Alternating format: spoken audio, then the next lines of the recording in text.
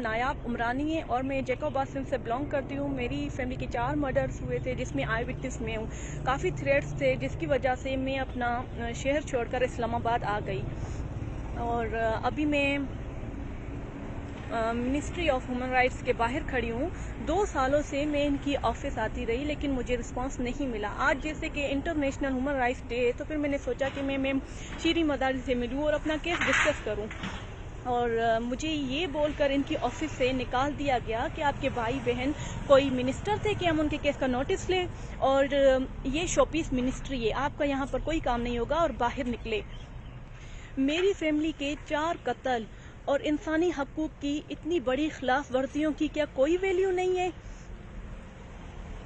اتنے بڑے ادارے میں اتنے بے حس اور غیر ذمہ دار لوگ بیٹھے ہوئے ہیں۔ میری پرائم منسٹر عمران خان صاحب سے میری ریکویسٹ ہے کہ آپ اس ادارے میں ذمہ دار لوگ بٹھائے جو ہم جیسے لوگوں کی ہیلپ کر سکے۔ بہت شکریہ۔